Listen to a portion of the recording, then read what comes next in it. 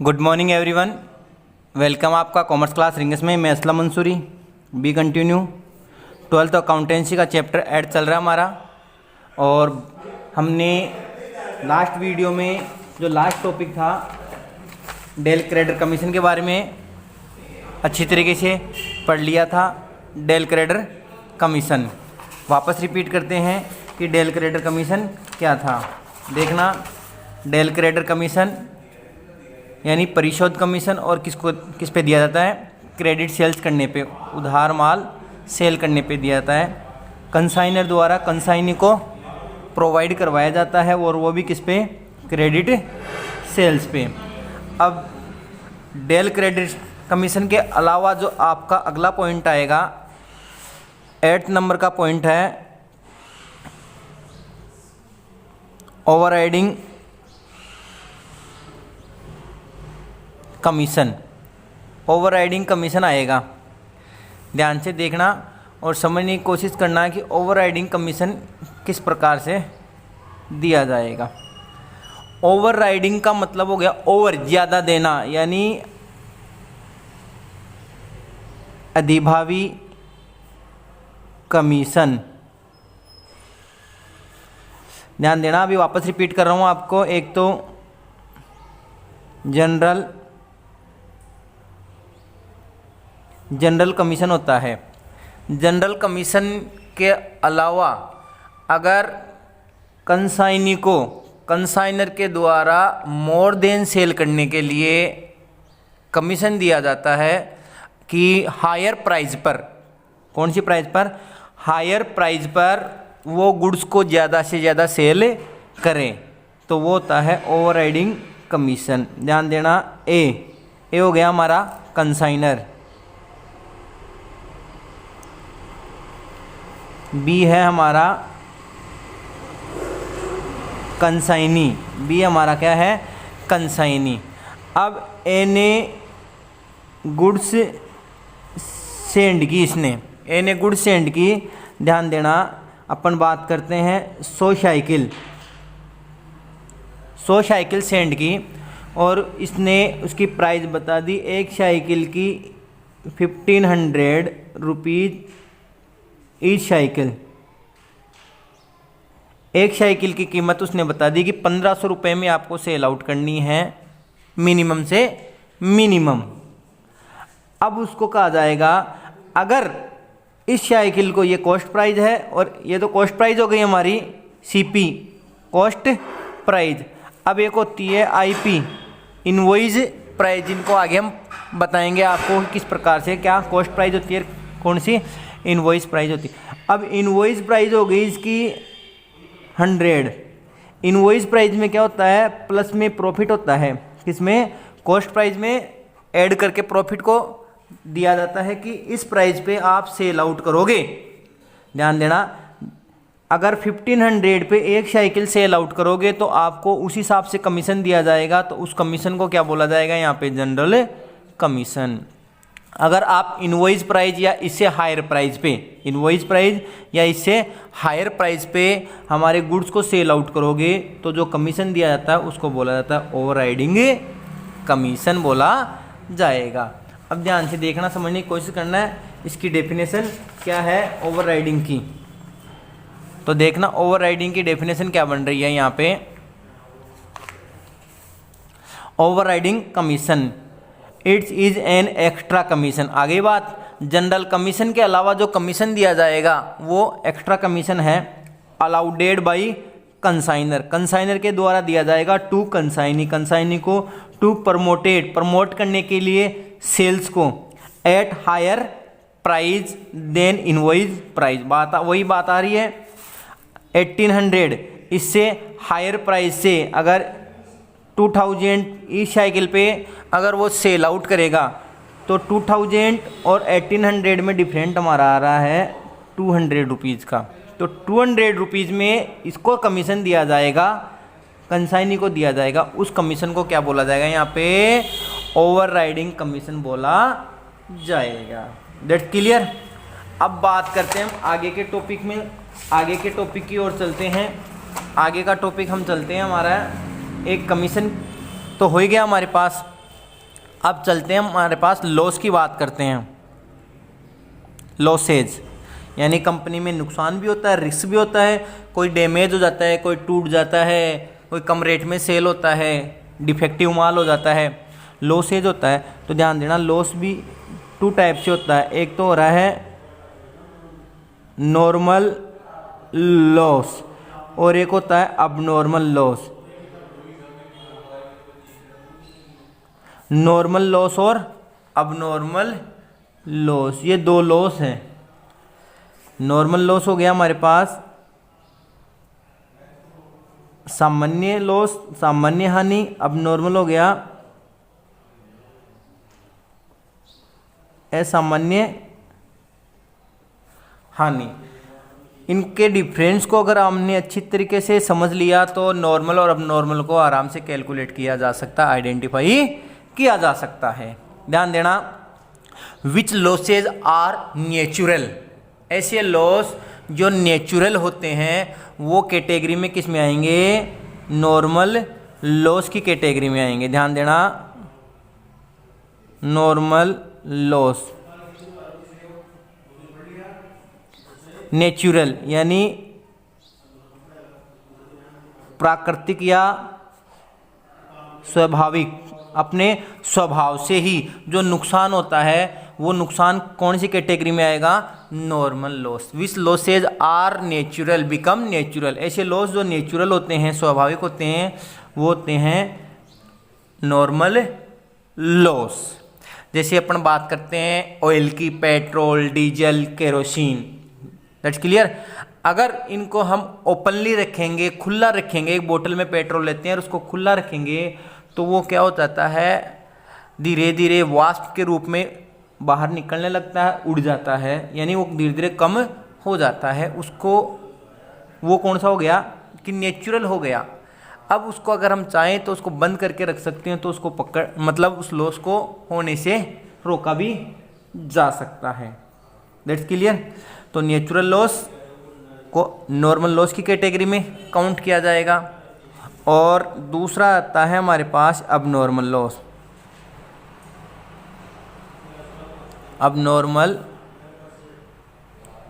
Loss, which losses are not normal loss, या दूसरी language में कह सकते हैं विच लॉसेज आर केयरलेस, ऐसे लॉस जो केयरलेस होते हैं, जानबूझकर होते हैं, हम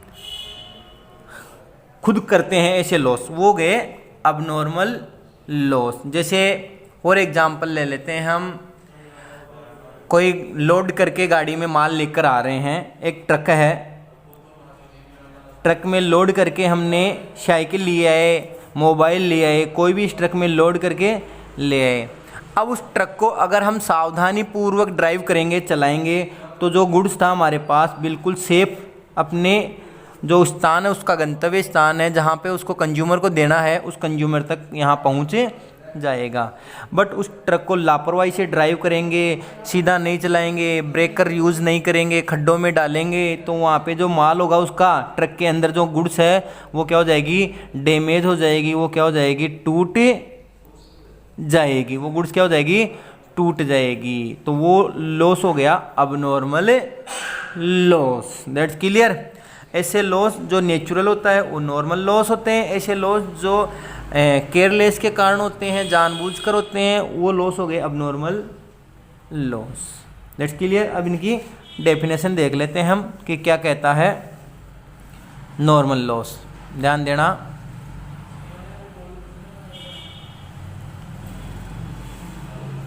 हाँ, normal any loss of goods due to its inherent, वही है प्राकृतिक करेक्टरिस्टिक, जो विशेषताएं होती है कारण से होता है, and natural causes to which it is possible to avoid, not possible to avoid, जिन्हें रोका नहीं जा सकता, कॉल्ड नॉर्मल लॉस। ऐसे लॉस जो नेचुरल होता है, इनको रोका नहीं जा सकता, वो लॉस कौन से हो गए? नॉर्मल लॉस हो गए। अब नॉर्मल लॉस की क्या डेफिनेशन है यहाँ पे? Abnormal loss, such loss of goods, ऐसे loss which are arise due to abnormal cases, abnormal case के कारण होते हैं, एंड केयरलेसनेस यानी असावधानी रखने पे, सावधानी न रखने पे, which may be avoided by efficient management and carefulness. ये जो लॉस होते हैं हमारी सावधानी न रखने के कारण होते हैं, केयरलेस करने के कारण होते हैं। इन लॉसों को कंट्रोल में किया जा सकता है। क्लियर। अब बात आती है, वापस रिपीट करते हैं, नॉर्मल लॉस और अब नॉर्मल लॉस में हम यहाँ पे कंसाइनमेंट अकाउंट प्रिपेयर करेंगे। ध्यान देना, गुड्स को भेजा हमने कंसाइनमेंट पे तो अकाउंट बनेगा कंसाइनमेंट अकाउंट। ध्यान देना, कंसाइनमेंट अकाउंट में नॉर्मल लॉस को शो नहीं किया जाएगा। That's clear. और अब नॉर्मल लॉस को क्या किया जाएगा, अकाउंट में शो किया जाएगा। ध्यान रखना, नॉर्मल लॉस को काउंट तो किया जाएगा, माल को लेस तो किया जाएगा, बट एंट्रियों में या अकाउंट में शो नहीं किया जाएगा। और अब नॉर्मल लॉस को एंट्रियों में और अकाउंट में शो किया जाएगा। That's clear. आई बात समझ में। अब हम मीनिंग ऑफ कंसाइनमेंट के बारे में वापस डिस्कस करते हैं कि मीनिंग ऑफ कंसाइनमेंट क्या है। तो ध्यान से देखना, समझना। When the owner of goods, जब गुड्स का ओनर और प्रिंसिपल वही मालिक हो गया, गुड्स सेंड करता है टू हिज एजेंट, अपने एजेंट को, ऑन दिस बेसिस, ये बेसिस रहेंगे, that's goods will be sold, वो सेल आउट करेगा बाय द एजेंट, एजेंट के द्वारा, and he will be entitled get commission, उसको कमीशन रिसीव होगा एज रेमुनेशन, रेमुनेशन के तौर पर, एट इज सर्टेन रेट, एक फिक्स रेट रहेगी, on sale of goods, goods पे सेल की जो सेल होगा उस पर एक सर्टेन रेट रहेगी, फिक्स रेट रहेगी कमीशन की। This procedure is known as consignment, इस प्रोसेस को क्या बोला जाएगा, कंसाइनमेंट बोला जाएगा। ध्यान देना, कंसाइनर के द्वारा कंसाइनी को गुड्स सेंड किया जाएगा, एजेंट को सेंड किया जाएगा, एजेंट ही गुड्स को सेल करेगा और उसको एक फिक्स रेट पे सेल करने पे क्या मिलेगा, कमीशन मिलेगा। ओनरशिप ऑफ गुड्स, जो गुड्स का ओनरशिप है, रिमेन्स विथ द कंसाइनर, जो बचा हुआ है किसको दे देगा, कंसाइनर को कर देगा। Therefore he enjoy the whole amount, पूरी amount of the profit, profit किसको होगा, टोटल कंसाइनर को पूरा यहाँ पे प्रॉफिट होगा, क्योंकि कंसाइनी को क्या मिल रहा है, यहाँ पे सेल करने के लिए कमीशन मिल रहा है, और जो प्रॉफिट होगा वो पूरा किसको होगा, कंसाइनर को होगा। एंड बियर ऑल रिस्क, और बियर यानी वहन करेगा, और सारी रिस्क कौन वहन करेगा, कंसाइनर ही बियर करेगा। एक्सपेंसेस, सारे एक्सपेंस भी, एंड आर लॉसेज, और सारे जो लॉस है वो कंसाइनर ही बियर करेगा। रिगार्डिंग कंसाइनमेंट, कंसाइनमेंट पे जो भी प्रॉफिट होगा, जो भी रिस्क होगी, जो भी एक्सपेंसेस होंगे और जो भी लॉसेज होंगे वो बियर कौन करेगा, कंसाइनर करेगा। That clear. कंसाइनमेंट का समझ गया। कंसाइनमेंट का मतलब हो गया कंसाइनर के द्वारा गुड्स को कंसाइनी को सेंड आउट करना। अब बात करते हैं हम कैरेक्टरिस्टिक्स ऑफ कंसाइनमेंट। कंसाइनमेंट में क्या क्या कैरेक्टरिस्टिक्स हैं उसको हम यहाँ पे पढ़ने जा रहे हैं, तो ध्यान से देखना कि कंसाइनमेंट की क्या क्या कैरेक्टरिस्टिक्स है। पहला है characteristics, the consigner send the goods, consigner क्या करेगा, गुड्स को सेंड करेगा to the consignee for the purpose of sale. वही बात आ रही है यहाँ पे, कंसाइनर के द्वारा कंसाइनी को गुड्स सेल्ड किया जाएगा for the purpose of sale, sale के पर्पज से कंसाइनर के द्वारा कंसाइनी को गुड्स सेंड किया जाएगा। नेक्स्ट क्या हमारा, consignment of goods is not a sale. पहले ही बता दिया था आपको कि कंसाइनमेंट ओनली गुड्स सेल है, नॉट ए सेल। कंसाइनमेंट पे गुड्स को सेंड किया जाता है, ना कि सेल किया जाता है। सेल किया जाएगा कंसाइनर के थ्रू। अगला है the relationship between with consigner and consignee, consigner और कंसाइनी के बीच में जो रिलेशन होगी, रिलेशनशिप होगा, is that of principal and agent. यानी जो कंसाइनर होगा और जो कंसाइनी होगा उनके बीच में जो रिलेशनशिप होगी प्रिंसिपल और एजेंट की होगी। कंसाइनर प्रिंसिपल होगा, गुड्स का ओनर होगा, और कंसाइनी क्या होगा, गुड्स का एजेंट होगा। ध्यान देना। नेक्स्ट है हमारा, नेक्स्ट टॉपिक हमारे पास द कंसाइनी एक्ट्स काम करेगा according to the consigner's instruction. Consignee है यहाँ पे, वो कंसाइनर के अकॉर्डिंग ही यहाँ पे उसको सेल आउट करेगा, बिजनेस में काम करेगा, because consignee is as agent. अगला है हमारे पास the consignor is the real owner. Consignor कौन है, रियल ओनर है ऑफ द गुड्स, गुड्स का वास्तविक ओनर है, मालिक है। ही एंटाइटल्ड फॉर प्रॉफिट, उसी को पूरा पूरा प्रॉफिट मिलेगा। And also responsible for losses and expenses, और जितना भी प्रॉफिट होगा उसके हिसाब से लॉस और एक्सपेंस के लिए भी जो कंसाइनर है वो ही रेस्पॉन्सिबल होगा। कहने का मतलब कंसाइनर गुड्स का रियल ओनर है, टोटल प्रॉफिट उसका होगा, टोटल रिस्क टोटल एक्सपेंस भी उसके ही होंगे। आगे है छठा पॉइंट हमारे पास, 6 पॉइंट है the consignee sell the goods. Consignee goods का क्या करेगा, यहाँ पे सेल करेगा एज एन एजेंट, बिकॉज क्योंकि वो क्या है यहाँ पे एजेंट है फॉर द कंसाइनर, कंसाइनर का एजेंट है। कंसाइनर का एजेंट कौन है यहाँ पे, कंसाइनी है, और कंसाइनी गुड्स को क्या करेगा यहाँ पे सेल आउट करेगा। नेक्स्ट टॉपिक हमारे पास the consignee is entitled, consignee को मिलेगा for commission on sale of goods. आगे बात समझ में, कंसाइनी गुड्स को सेल करेगा और कंसाइनी को सेल करने पे क्या मिलेगा, यहाँ पे कमीशन मिलेगा। That's clear. अगली बात करते हैं हम, अगला टॉपिक है the consignee is the bailee. Consignee bailee है, ओनरशिप है ऑफ द, बेली का मतलब एजेंट हो गया, of the goods.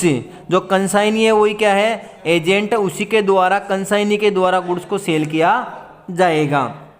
It his, बेली का मतलब जो उसका रेस्पेक्ट करने वाला है, गुड्स की सार संभाल करने वाला है, रेस्पॉन्सिबिलिटी उसकी हो जाएगी कंसाइनी के पास आने के बाद। इट इज हिज ड्यूटी, उसकी ड्यूटी होगी to exercise responsible care in protecting goods. कहने का मतलब जब गुड्स कंसाइनी के पास आ जाएगा तो कंसाइनी की पूरी पूरी रेस्पॉन्सिबल हो जाएगा कि जो गुड्स है उसका पूरा पूरा केयर करेगा और उसको कंसाइनर के द्वारा बताए हुए रेट पे ही सेल आउट करेगा। That's clear. आई होप आज का टॉपिक आपको अच्छी तरीके से समझ में आया होगा। अगर फिर भी कोई डाउट है तो मुझे कमेंट्स बॉक्स में कमेंट ज़रूर करें। Thank you so much.